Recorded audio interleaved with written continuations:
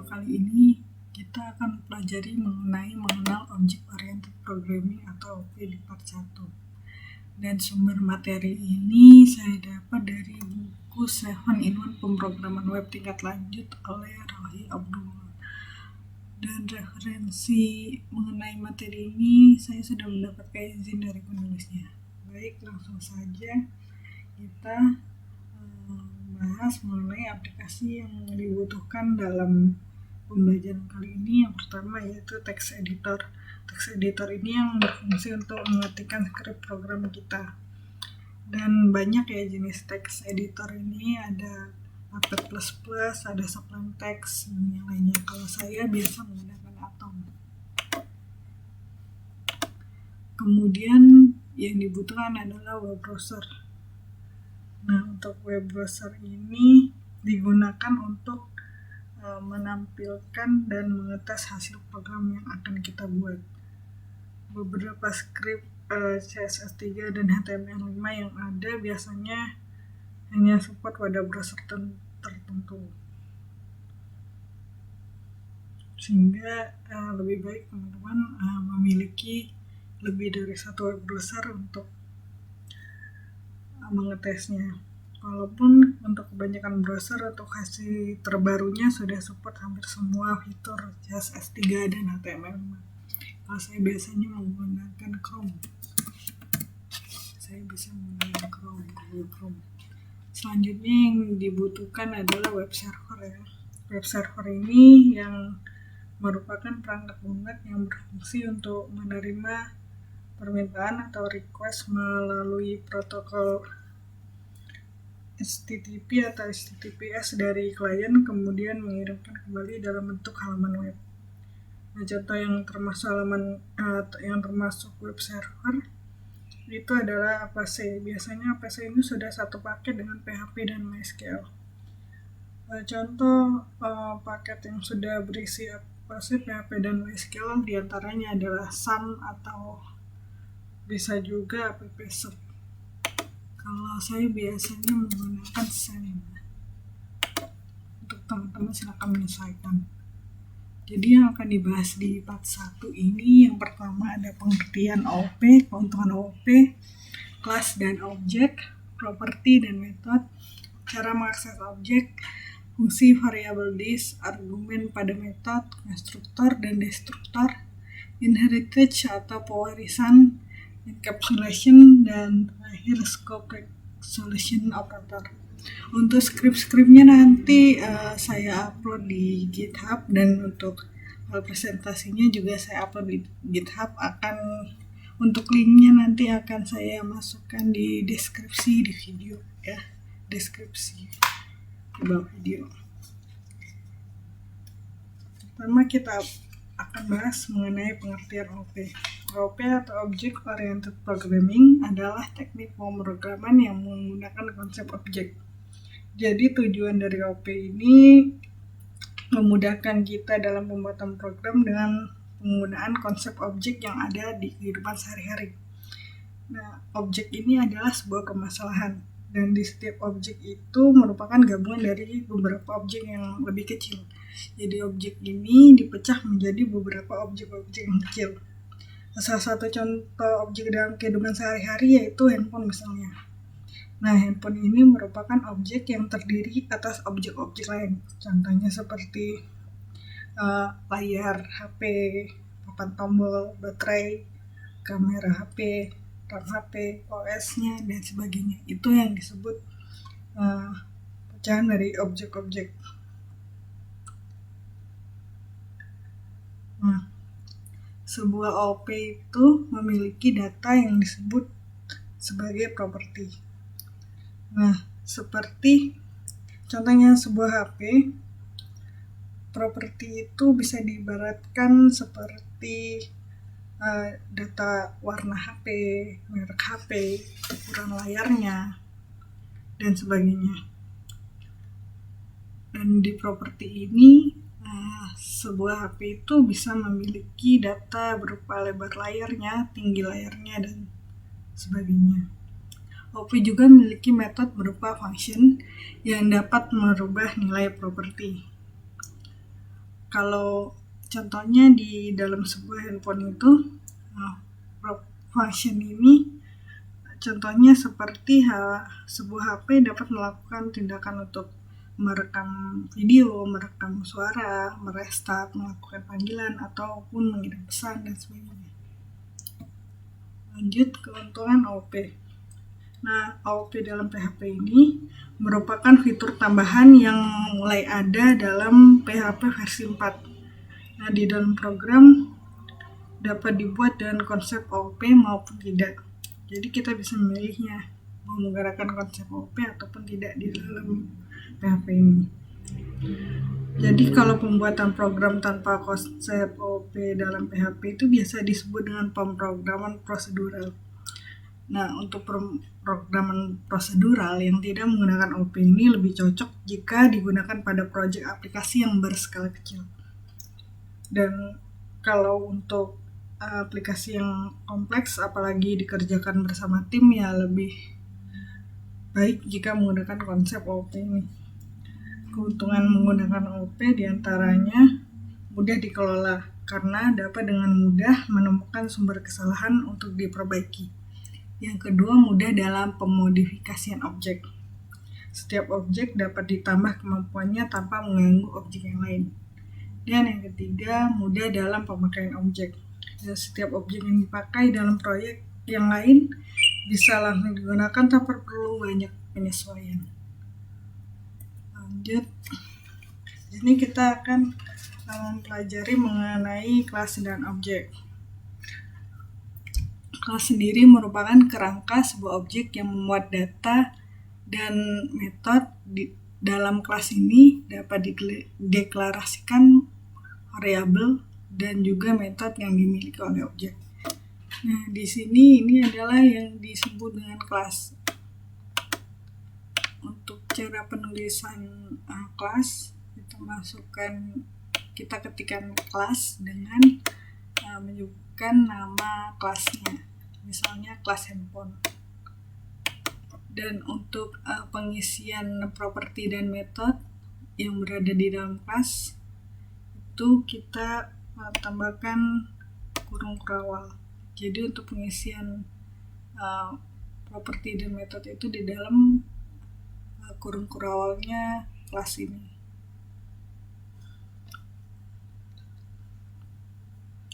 Kemudian kita bahas mengenai objek. Nah, ini yang disebut dengan objek. Objek itu merupakan hasil dari sebuah kelas. Jadi dari sebuah kelas ini, kelas handphone ini dapat dibuat beberapa objek. Proses pembuatan objek inilah yang disebut dengan instantiation, atau kalau untuk objeknya sendiri biasa disebut dengan instance. Jadi untuk pembuatan objek ini yaitu dengan membuat variabel objek terlebih dahulu. Ini variabelnya handphone kaki yang menjadi identitas sebuah objek. Kemudian nilai dari variabel tersebut diawali dengan kata new, diikuti dengan nama kelas dan dua tanda kurung. Ini kelasnya dimasukkan ke dalam objek ini. Nah, pada screw di atas, handphone ini adalah kelas, sedangkan handphone kaki dan handphone Dava ini adalah variabel. Dengan penambahan new dan pemanggilan kelas ini, inilah yang disebut dengan objek. Selanjutnya adalah properti dan metode. Untuk properti ini merupakan data atau variabel yang terletak dalam sebuah kelas. Untuk penulisannya ini ada contohnya. Nah, untuk var, merek, tipe, dan jumlah pulsa inilah yang disebut dengan properti. Nah, seluruh aturan dan tipe data yang digunakan oleh variabel juga dapat diterapkan dalam properti. Bedanya dengan variabel, kalau properti itu pengaksesannya itu di dalam kelas. Jika handphone ini adalah kelas, maka properti dari kelas tersebut bisa berupa merek handphone, tipe handphone, jumlah pulsa, ukuran, warna layar, tipe, dan sebagainya. Selanjutnya adalah metode. Metode ini merupakan tindakan yang bisa kita lakukan dalam kelas. Ini yang disebut dengan metode. Metode itu sama dengan function yang ada di dalam sebuah kelas. Sama dengan layaknya properti yang ada di dalam variabel kelas. Untuk cara penulisan properti ya sama dengan cara penulisan variabel, dengan diawali tanda $, seperti ini dan diikuti dengan nama propertinya. Misalnya merek. Nah, untuk pendeklarasian sebuah properti sementara kita menggunakan var. Ya. Kita akan bahas lebih lanjut mengenai var ini, pendeklarasiannya dalam pembahasan konsep enkapsulasi.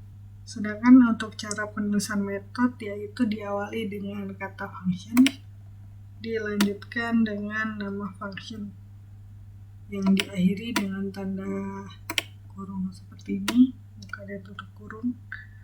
Untuk isi dari function diletakkan di antara tanda kurung kurawal seperti ini.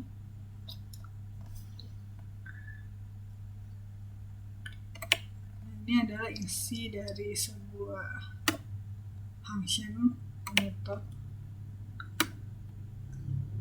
Nah, pada contoh skrip di atas ini, untuk merek, tipe, dan jumlah pulsa itu yang disebut properti.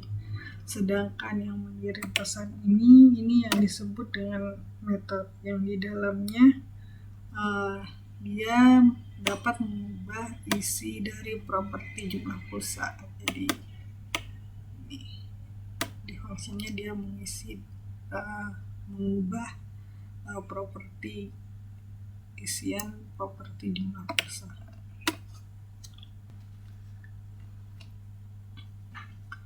Nah, objek dan kelas ini yang dibuat sebelumnya belum menghasilkan apapun karena objek yang dibuat belum memiliki data apapun. Jadi objek ini belum memiliki data apapun yang diakses dari kelas. Jadi kalau kita buka browser dan mengaksesnya, misalnya yang file 22 ya, nah itu dia belum menghasilkan apapun karena objek yang dibuat belum memiliki data. Jadi objek ini belum mengakses data-data ini. Untuk pengaksesan data objek itu kita harus mengakses datanya berupa properti atau metode dari objek. Jadi ini metode ini dan juga properti ini akan kita akses di dalam objek. Untuk caranya ada di file selanjutnya. Untuk hal ini, nah ini adalah contoh cara untuk kita mengakses propertinya, dan ini cara untuk mengakses metodenya. Jadi untuk mengakses data yang berupa properti dan metode dari sebuah objek itu digunakan variabel yang menjadi identitas objek. Jadi variabelnya dimasukkan di sini, variabel handphone Fakih. Handphone Fakih ini kan merupakan variabel tadi, dan diikuti dengan nama properti atau metode. Jadi ini diikuti oleh nama properti jumlah pulsa, dan diikuti oleh metode mengirim pesan ini tadi, dan dengan tanda pemisah, tanda strip panah. Kita menentukan jumlah pulsanya si Fakih ini ada 1500 dengan mengisi nilai properti ini tadi, nilai properti jumlah pulsa sebanyak 1500. Nah, saat mengakses properti objek tidak menggunakan tanda dolar ini tadi. Jadi tanda dolar di pengaksesan properti itu ditiadakan. Nah, selanjutnya kita menampilkannya dengan perintah echo ini untuk menampilkan di browsernya. Jadi di sini dia akan menampilkan jumlah pulsa si Latif yang pulsa si Fakih yang berarti 1.500. Berikutnya kita akan memanggil akses metode ini tadi, yaitu akses untuk mengirim pesan yang akan mengurangi jumlah pulsanya si Fakih ini sebanyak 500.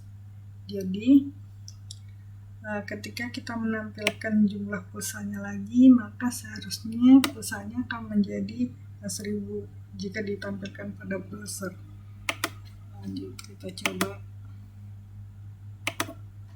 Nah, ini jadi pulsa HP Fakih yang awalnya 1.500 yang disetting 1.500 di dalam aksesan nilai properti.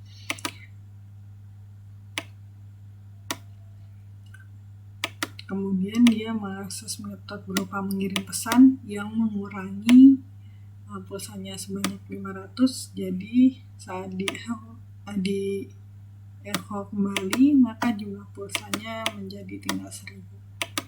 Selanjutnya kita akan membahas mengenai fungsi variabel dis. Variabel dis merupakan variabel khusus dalam OOP sebagai penunjuk objek yang sedang digunakan, atau pseudo variabel biasa disebutnya. Variabel tersebut biasanya digunakan untuk mengakses properti atau metode suatu objek dari dalam kelas yang didefinisikan.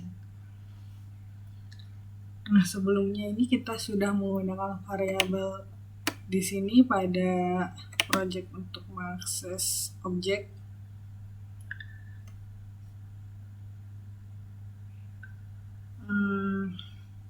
Pada kelas handphone kita menggunakan variabel di sini pada metode untuk mengirim pesan. Yang pada contoh tersebut kita gunakan variabel dis untuk mengakses properti jumlah pulsa.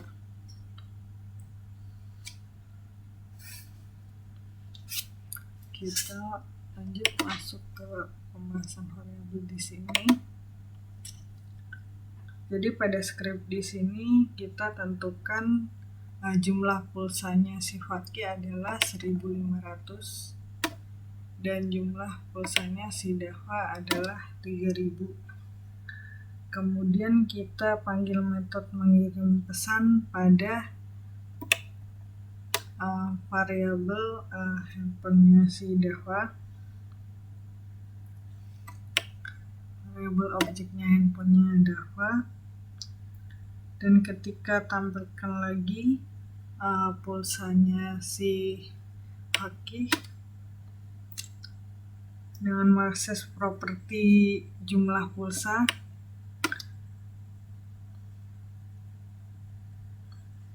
pada objek HP-nya si Fakih, maka HP-nya si Fakih ini jumlah pulsanya tidak berkurang seperti contoh sebelumnya. Hal ini karena yang mengirim pesan adalah objek dari HP-nya si Dava, sehingga yang berkurang hanya properti jumlah pulsa pada handphone Dava.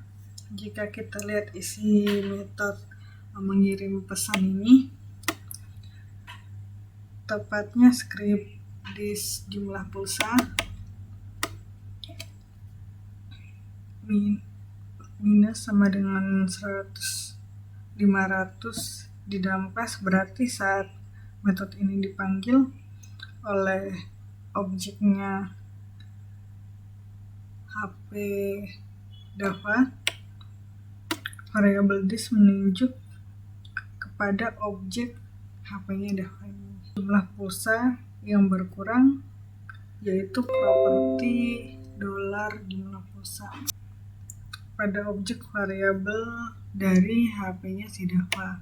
Jadi yang berkurang adalah jumlah pulsa HP Dava yang dari 3.000 ini menjadi 2.500, sehingga kalau kita akses di dalam browser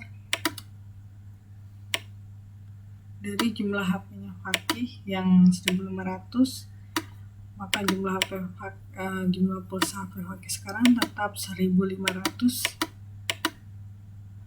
Itu dikarenakan yang mengakses mengirim pesan adalah HP Dava, maka yang berkurang adalah pulsa si HP-nya si Dava ini, bukan HP-nya si Fakih. Maka di sini dia tidak berubah.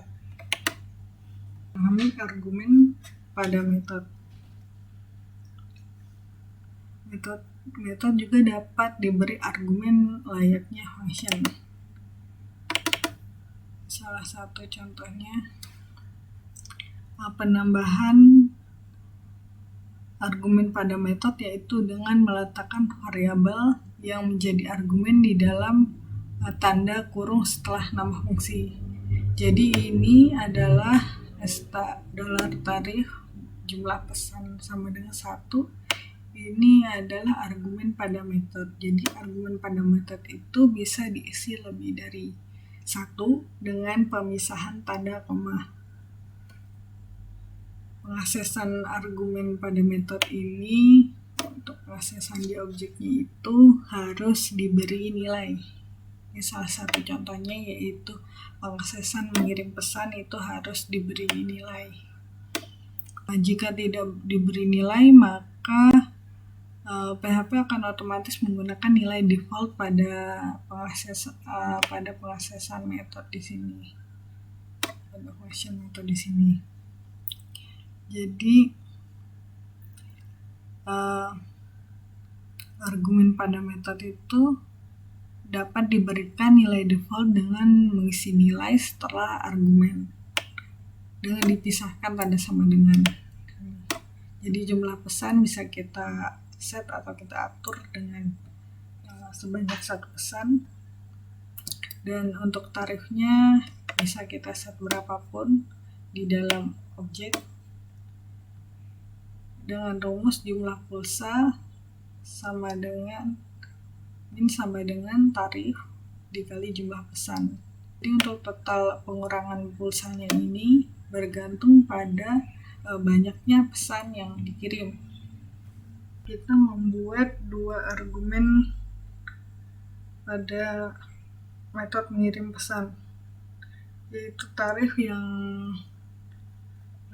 tidak memiliki nilai default dan jumlah pesan yang memiliki nilai default 1. Kemudian kita membuat objek HP Fakih dengan properti jumlah pulsanya yaitu 2000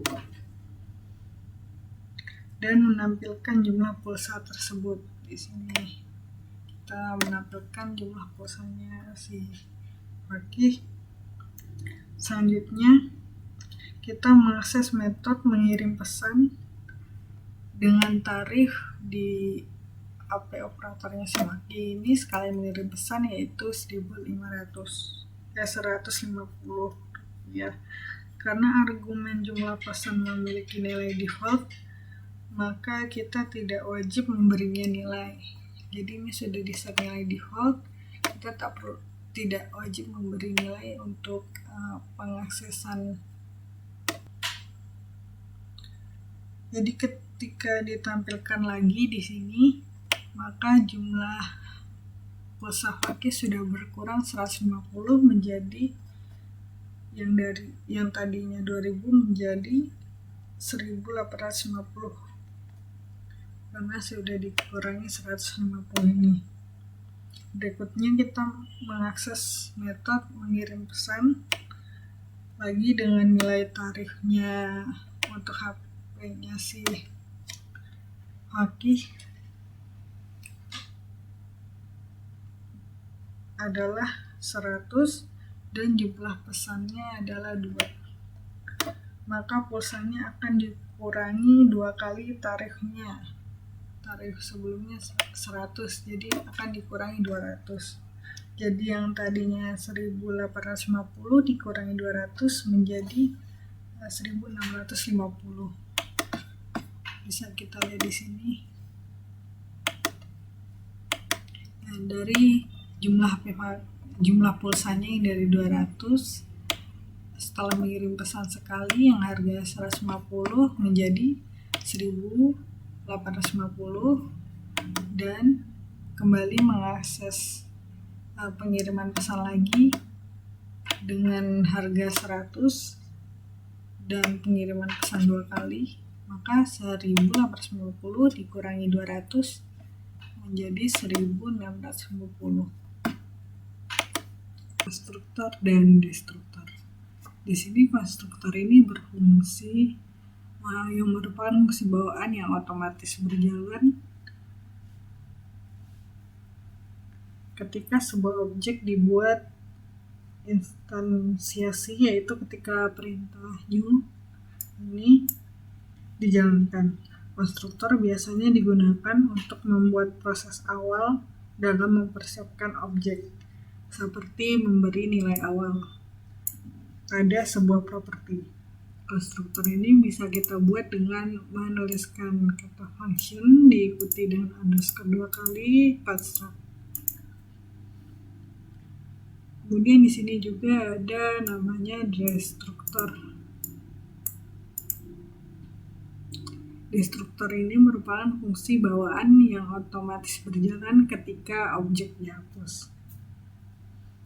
Seluruh objek akan otomatis dihapus ketika halaman PHP telah selesai diproses. Jadi fungsi destruct ini akan berjalan setelah semua proses yang di bawahnya ini selesai dijalankan. Destruktor biasa dibuat dengan membuat metode function dan underscore 2 kali destruct buka kurung dan tutup kurung. Nah, pada script di sini kita membuat konstruktor untuk menentukan jumlah pulsa di awal. Jadi kita membuat konstruk untuk menentukan jumlah pulsanya. Kita menentukan jumlah pulsa sama dengan nilai argumen dari metode construct. Karena metode ini tidak perlu dipanggil dan akan berjalan otomatis, maka pemberian nilai argumen saat kita membuat objek, yaitu di dalam kurung setelah nama kelas. Objek ini kita memberikan nilai 200 sebagai nilai awal jumlah pulsa, sehingga kita tidak perlu lagi memberi nilai properti jumlah pulsa secara manual seperti sebelumnya. Jadi kita langsung definisikan jumlah pulsanya di dalam objek ini tanpa membuat objek baru untuk pendefinisian jumlah pulsa. Selain membuat konstruktor, kita juga dapat membuat destruktor untuk menampilkan nilai akhir jumlah pulsa. Jadi walaupun kita telah memanggil metode mengirim pesan ini sudah dijalankan dan tidak menampilkan lagi echo apapun di sini, tetapi yang di function destruct ini tetap akan dijalankan karena telah ditentukan pada metode destruct. Metode destruct ini akan otomatis dipanggil setelah semua proses yang di sini ini dijalankan. Langsung saja kita coba di browser.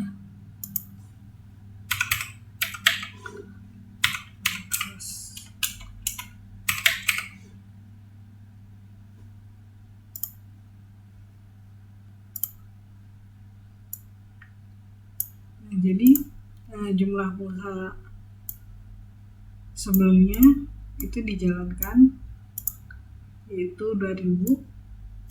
Kemudian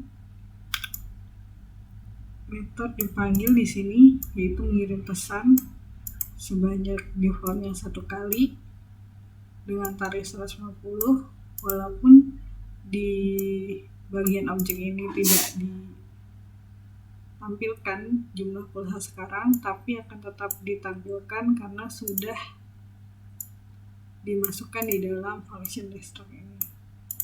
Jadi dia akan menjalankan setelah fungsi semua ini selesai dijalankan.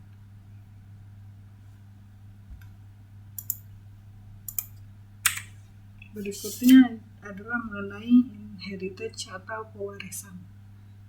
Inheritance ini merupakan konsep pemrograman di mana sebuah kelas dapat mewariskan properti dan metode yang dimilikinya pada kelas lain.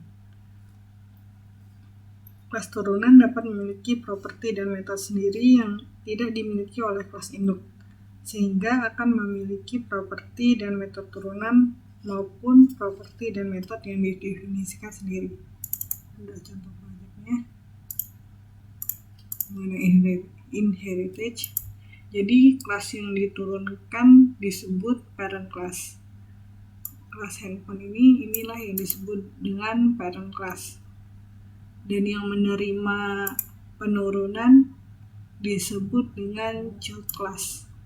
Kelas smartphone ini yang disebut dengan child class karena dia merupakan turunan dari kelas parent, yaitu kelas handphone. Perlu diperhatikan untuk properti dan metode yang memiliki hak akses protected dan public saja yang dapat diturunkan kepada kelas anak atau child class. Namun jika hak aksesnya privat, maka dia tidak dapat diturunkan ke kelas anaknya. Penerapan untuk penulisan inheritance ini yaitu dengan menuliskan kelas, lalu diikuti dengan nama kelas anak atau child class, kemudian menuliskan extend dan parent class-nya.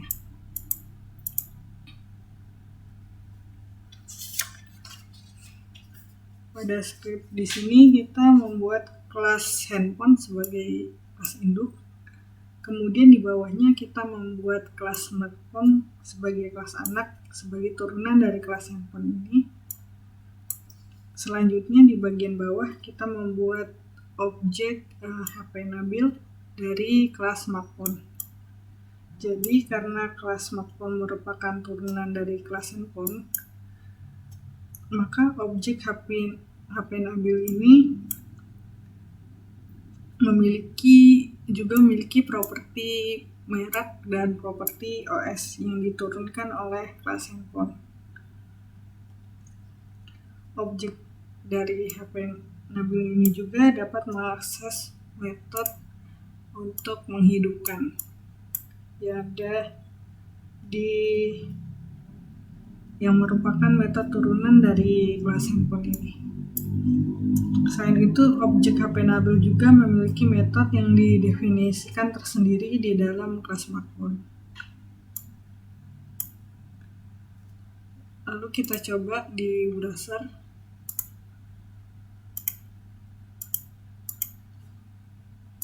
Di sini ada error, komennya kurang.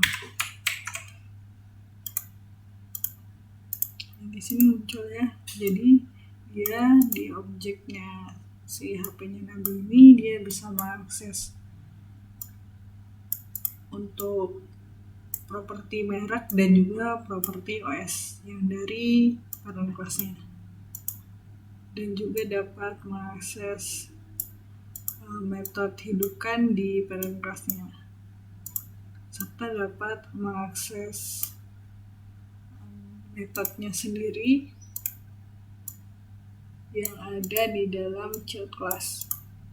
Encapsulation atau encapsulasi merupakan metode untuk mengatur hak akses pada setiap properti dan metode di dalam kelas, sehingga kita dapat mengatur properti dan metode mana saja yang dapat diakses dari luar kelas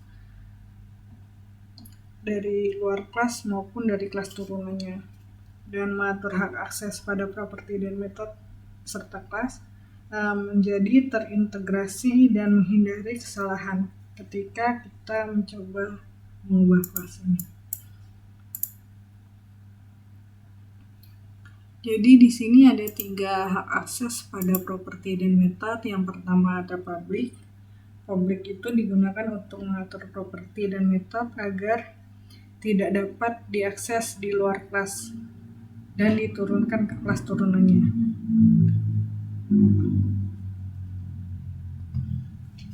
Jadi untuk public dia dapat diakses di luar kelas dan kelas turunannya serta dapat diakses di dalam objek. Ini contohnya. Jadi untuk kelas public dia dapat diakses di kelas turunan dan juga dapat diakses di objek di luar kelas. Selanjutnya ada hak akses protected yang digunakan hanya agar dapat diakses dalam kelas turunannya dan tidak dapat diakses langsung dari objek luar kelas. Jadi kalau protected dia hanya dapat diakses di dalam kelasnya dan juga dalam kelas turunan. Untuk di luar kelas ini dia tidak dapat diakses. Yang ketiga ada private yang merupakan jenis encapsulation yang digunakan untuk mengatur properti dan metode agar tidak dapat diakses di luar kelas dan juga tidak akan diturunkan pada kelas turunannya. Jadi dia hanya dapat diakses di dalam kelasnya tersendiri. Itu yang untuk private. Cara menggunakan konsep encapsulation yaitu dengan menaruhkan keyword public, protected ataupun private sebelum nama properti atau metode. Sebelumnya kita menggunakan kata var yang di dalam project sebelumnya ini.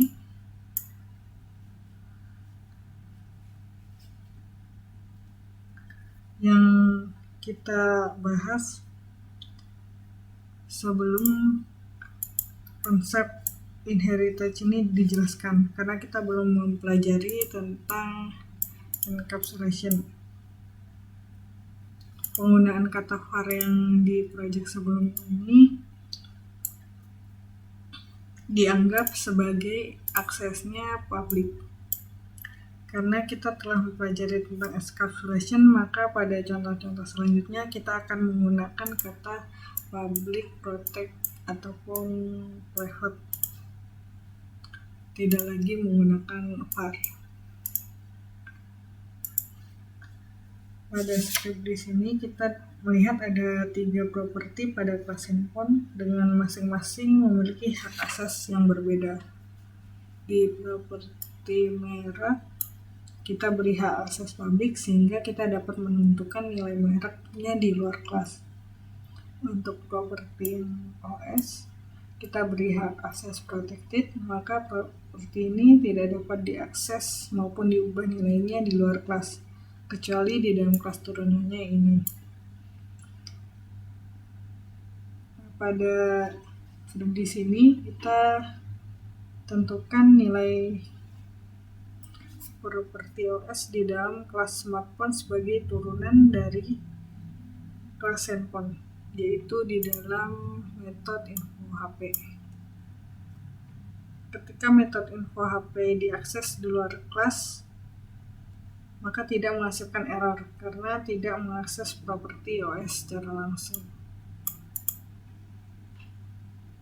Berbeda dengan properti merek dan OS, properti tahun produksi kita beri hak aksesnya private sehingga tidak dapat diakses di luar kelas dan tidak dapat diturunkan ke kelas turunannya. Dan pada script di sini kita mencoba mengakses properti tahun produksi melalui kelas smartphone, tahun produksi melalui kelas childnya tadi, kelas smartphone sebagai kelas turunan dari kelas handphone, gitu di dalam metode tahun produksi. Ketika kita mencoba mengakses metode tahun produksi di luar kelas akan menghasilkan pesan error. Walaupun tidak mengakses properti tahun produksi secara langsung, tetapi kita mengakses tahun produksi ini berada di kelas turunannya. Hal ini terjadi karena properti atau metode yang kita gunakan di tahap produksi ini memiliki hak akses private yang sejatinya tidak dapat diakses di luar kelas maupun kelas lainnya. Jadi kalau kita akses di browser maka akan error dia.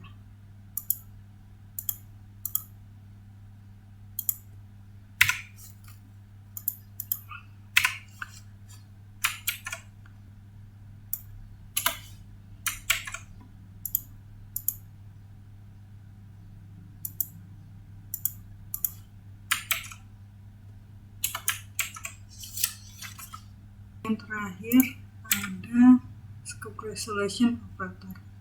Scope resolution operator ini merupakan operator untuk mengakses properti dan metode dari kelas secara langsung tanpa membuat objek terlebih dahulu. Cara penggunaannya yaitu dengan menaruh tanda titik 2, menambahkan tanda titik 2 di antara nama kelas dan metode yang akan dipanggil. Di sini ada nama kelasnya dan ini nama metodenya. Contoh penggunaan scope resolution operator dapat dilihat pada slide berikut. Dan pada script di sini kita mengakses metode info HP tanpa membuat objek terlebih dahulu. Jadi kita tidak membuat objek, kita langsung mengechonya di sini. Ini yang kita gunakan adalah scope resolution operator. Jika ditulis dengan membuat objek terlebih dahulu, maka hasilnya akan sama jika di browser. Kita coba kita menjalankannya dengan scope resolution operator ya. Merek HP Oppo. Kalau kita buat tanda komentar dulu, kita panggil dengan menggunakan definition object, kita refresh maka hasilnya akan sama ya.